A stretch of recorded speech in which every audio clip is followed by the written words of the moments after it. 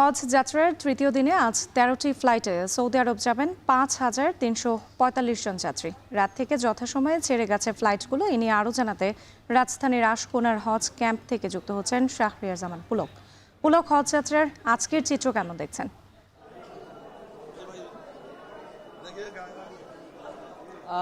রাত্রি এখনো পর্যন্ত আমার কাছে তথ্য রয়েছে রাত ১২টা থেকে দুপুর ১২টা পর্যন্ত সব মোট ৩টি ফ্লাইট কিন্তু ছেড়ে গিয়েছে এবং ৩টি ফ্লাইট কিন্তু ইতোমধ্যে গন্তব্যে পৌঁছেও গিয়েছে। ৩টি ফ্লাইটে ছিল জেদ্দার উদ্দেশ্যে এবং ৩টি ফ্লাইটে সর্বমোট ১১৯০ জন যাত্রী হজ যাত্রী কিন্তু পৌঁছে গিয়েছেন।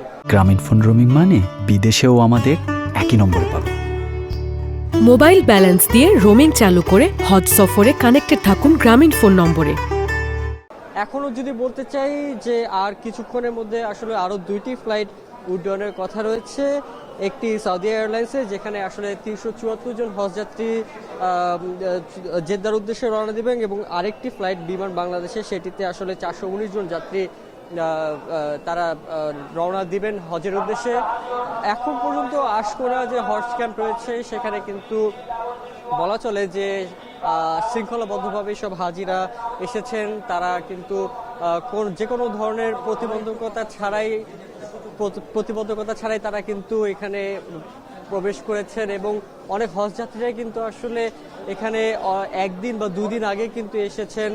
আর যারা আসলে ঢাকার বাইরে থাকেন তারা একটু হাতে সময় নিয়ে কিন্তু তারা এখানে এসেছেন, কারণ এখানে কিন্তু থাকার যথেষ্ট ব্যবস্থা করে রেখেছেন তারা, এবং পরিষ্কার থেকে শুরু করে খাওয়া দাওয়ার ব্যবস্থা সবকিছুই আসলে হাজিদেরকে আসলে এবারের যে যাত্রাটি সেটি আসলে স্বাচ্ছন্দ্য মনে করছেন তারা, এবং একটু তারা জানাচ্ছেন কিছু কিছু দিক দিয়ে যে আসলে প্রতিবন্ধকতা রয়েছে। যেমন ক্যাম্পের ভিতরে তারা বলছেন যে রাত্রেবেলা হলে মশা মাছির যে উপদ্রবটি সেটি বাড়ে, সেটি আসলে নির্মূলে ব্যবস্থা নেওয়ার কথাও আসলে বলেছেন এখানকার যে পরিচালক রয়েছেন হজ ক্যাম্পের। তবে গুরুতর কোনো অভিযোগ ছাড়াই আসলে এবারের হজ যাত্রাটি, যারা এর আগেও হজে গিয়েছেন তারা বলছেন যে এবারের হজ যাত্রাটি আসলে অনেকটাই এর উন্নত হয়েছে। তবে সবকিছু মিলে আসলে হজ যাত্রী এখন পর্যন্ত খুশি রয়েছেন।